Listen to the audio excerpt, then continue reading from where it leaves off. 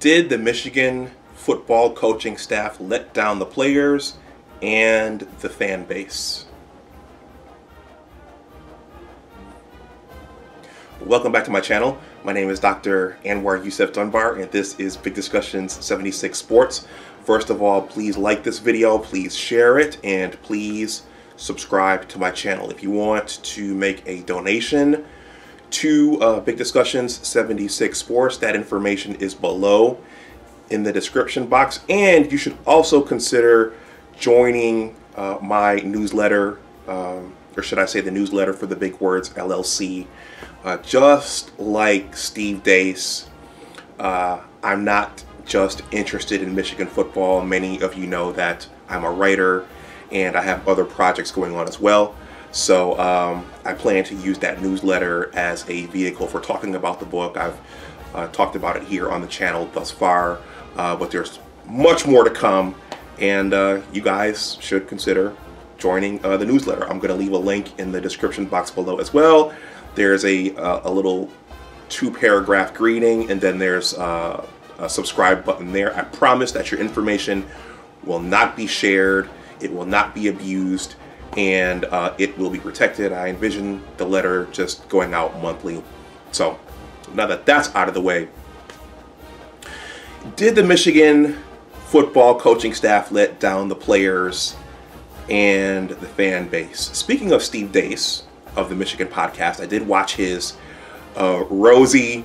Well, I don't think that's the final video he's going to do on the football, the 2021 season, because he did say that he has one more coming. But Steve Dace was of the opinion that the season was a success based upon where many of us thought the team would be. Also with us beating Ohio State finally, and then beating Iowa the next week to become outright Big Ten champs for the first time since 2003.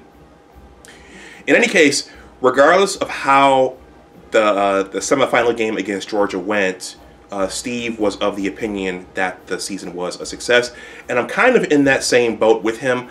I was in the pool of people who thought that we would be a 500 team and that this would be a rebuilding year. So I was delighted to see that there was actually a lot at stake in the build-up to the Ohio State game. Now, in terms of the coaching staff and what happened in the national semifinal against Georgia, I was of the opinion, and I stated this, I see people are still watching my post-game analysis, and I appreciate that.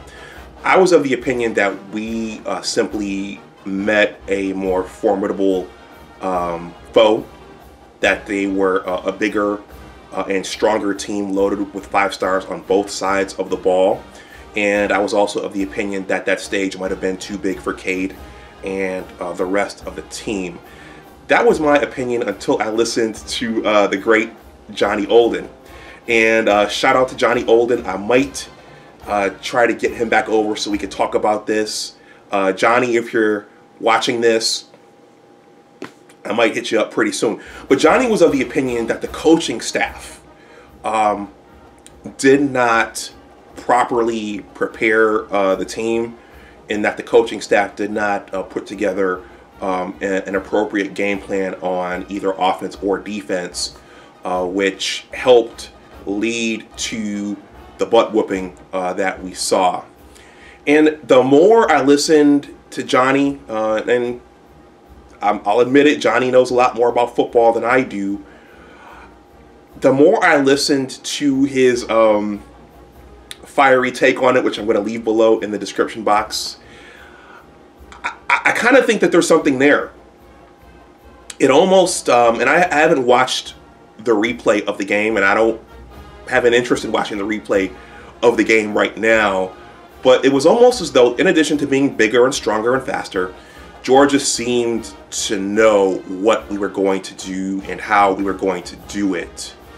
And they just seemed to be a few steps ahead of us and many have said that they did their homework. Kirby Smart's staff did their homework. So then the question is, did Jimbo and his staff go that extra mile and anticipate what Georgia was going to do? Did they go ahead and look and see what Georgia liked to do?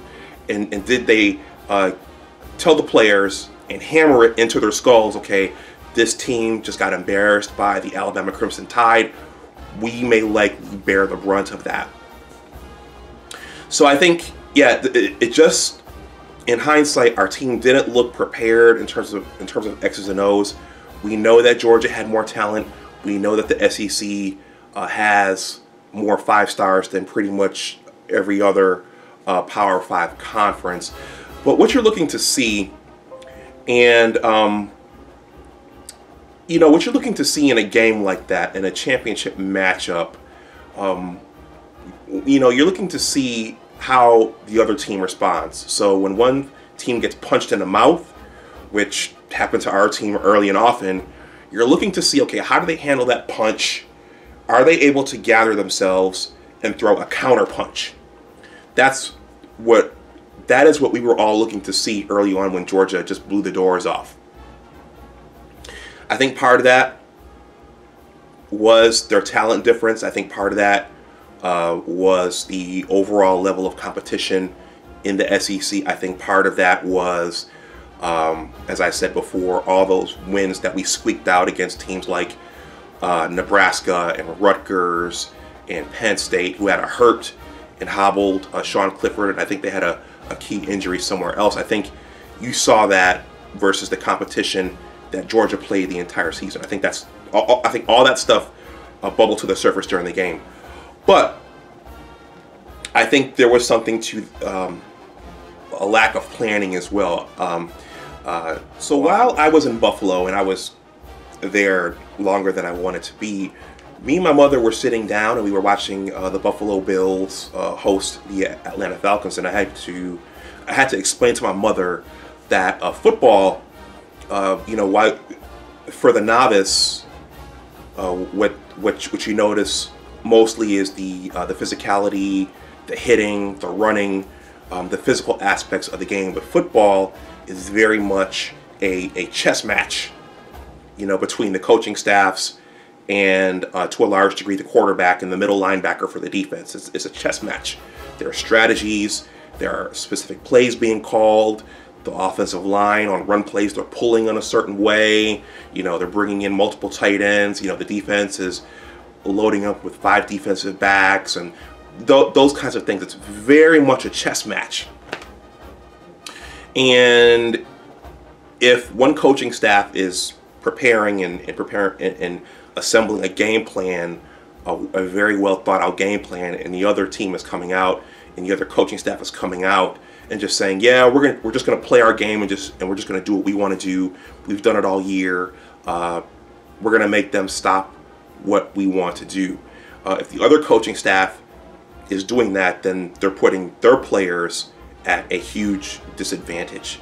So I just wanted to shoot another short follow-up video to the aftermath of our butt whooping at the hands of the Georgia Bulldogs. Did the Michigan football coaching staff, Jimbo, Josh Gaddis, Mike McDonald, and all those guys, did they let down our student athletes and us as a fan base? Let me know what you think in the comments section below. Once again, if you want to throw something in the tip jar, that information is below in the description box. And also consider signing up for the Big Words LLC newsletter. All right, guys. Well, you know what time it is. Once again, Happy New Year. Go Blue. And as always, remember that your attitude determines your altitude. Take care, and I'll talk to you the next time. Bye-bye.